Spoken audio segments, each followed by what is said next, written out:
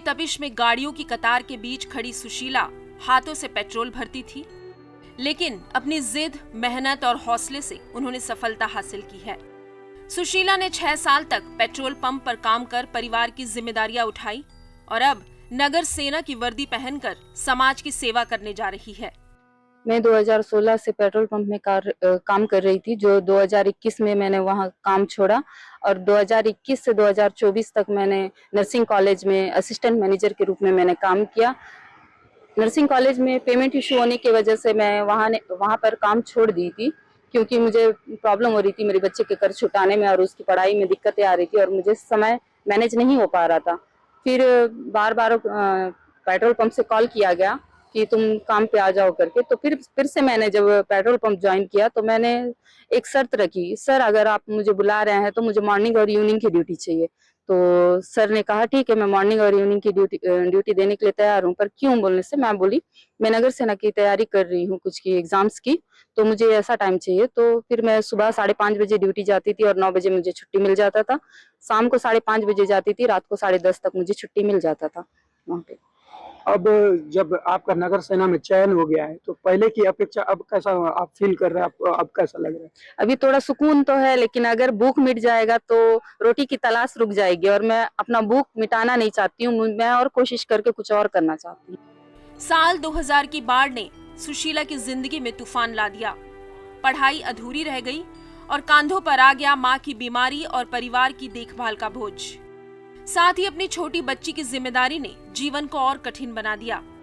लेकिन सुशीला ने हार मानने की बजाय आंसू पोंछकर पेट्रोल पंप पर नौकरी शुरू की। अब उनकी सफलता से माँ भी खुश है। पूछेंगे तेरी बेटी तो पेट्रोल पंप जाने वाली कैसे चेंज हुआ उनका ड्रेस बोलने से? बोलूंगी कि वो रात भर ऐसा पढ़ाई कर रही थी, कुछ पढ़ाई की वजह से वो ये काम कर रही थी, थोड़ा टाइम निकाल के पढ़ सकूं बोल करके इसी की वजह से पढ़ाई वगैरह कर रही थी। आगे मैं बुढ़ापा होते तक का भी मैं पढ़ाई नहीं छोड़ूंगी, मैं पढ़ूंगी बोल करके उसका लक्ष्य था। भले कूली मजदूरी करके भी मैं पढ़ाई करूंगी। जिला प्रशासन की अभिनव पहल सक्षम कोचिंग संस्थान ने सुशीला जैसी युवाओं को नई दिशा दी। स्थापना से लेकर अब तक इस संस्थान के माध्यम से काफी बच्चों का सिलेक्शन हो रहा है। वो बच्चे जो कि काफी दूरस्थ है और सुविधाओं से वंचित है, उन लोगों के लिए एक वरदान साबित हो रही है सक्षम कोचिंग। इससे पूर्व भी सब इंस्पेक्टर से लेकर व्याख्याता, शिक्षक और इंजीनियर जैसे पदों पर भी हमारे इस संस्थान के बच्चे चयनित हुए हैं और इसी कड़ी में नगर सेना के हमारे 10 स्टूडेंट का सिलेक्शन हुआ है। तो यहाँ आने का कारण क्या है? कुछ और की तैयारी कर रहे हैं क्या किसी परीक्षा? हाँ, मैं और आगे तैयारी कर रही हूँ और मुझे सक्षम कोचिंग से बहुत कुछ सीखने मिला, क्योंकि मुझे पढ़ाई करने के लिए समय नहीं मिलता था। जो भी मैंने यहाँ सीखा, टीचरों से सीखा, मुझे बहुत खुशी है कि ऐसे टीचर हमारे सुकमा में हैं जो बहुत कुछ सिखा जाते हैं। कई ऐसे कंटेंट होते हैं हम बुक से पढ़कर समझ नहीं पाते हैं, पर सर ऐसे हैं यहाँ के टीचर्स जो उस कंटेंट को एक बार नहीं समझ में आता है तो दूसरी बार समझाते हैं और बहुत ही सरलता पूर्वक से समझाते हैं, जो हमें बहुत ही आसानी से समझ में आ जाता है।